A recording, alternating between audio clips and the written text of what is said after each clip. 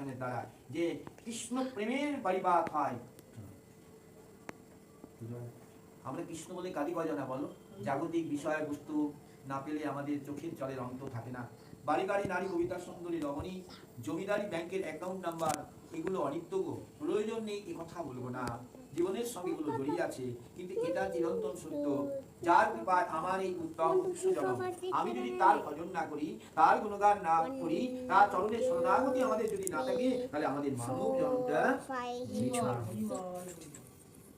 তাই রাজা পরীক্ষিত কি করলেন গো, সপ্তদিনের মধ্যে দেহ রাখবেন, তিনি বিচলিত নন, তিনি তটস্থ নন। তিনি কি করলেন, চলে গেলেন কোথায়, চলে গেলেন ব্রহ্মকুণ্ডে, হরিদ্বারে, সুক্তালে, আনন্দ তটে। সেখানে গিয়ে তিনি ভাগবত সঙ্গ করছেন। কারা? 60,000 কপুরুষী যারা, সঙ্গে পরস্পর পুত্র সুখদেব গোস্বামী একান্ত পুত্র, অর্থাৎ আমার ব্যাসদেব গোস্বামীর একমাত্র পুত্র সুখদেব গোস্বামী। রাজা পরীক্ষিত কৃতাঞ্জলি পুটে নতজান হয়ে পরম বৈষ্ণব স্বভাবজাত আচরণে তিনি ভিক্ষা প্রার্থনা করলেন, হে সুখদেব গোস্বামী পাদ, আপনি নিরুগুণী কৃপা করে বলুন, এ বিশ্ব সংসারে আসন্ন মৃত্যু পথযাত্রীদের তাদের শেষের দিনের করণীয় কর্তব্য কি? তাদের শেষের দিনে করণীয় কর্তব্য কি? সুখদেব গোস্বামী অবাক হয়ে গেলেন, এই কথা তো জগতে আর কেউ বলেনি।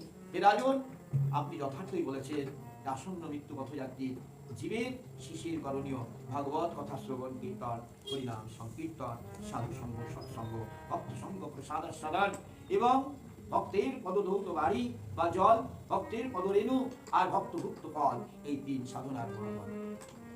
যে যারা দেহ রেখে চলে যাবে তার শেষের দিনে হরি হরি বলে চলে যেতে হবে।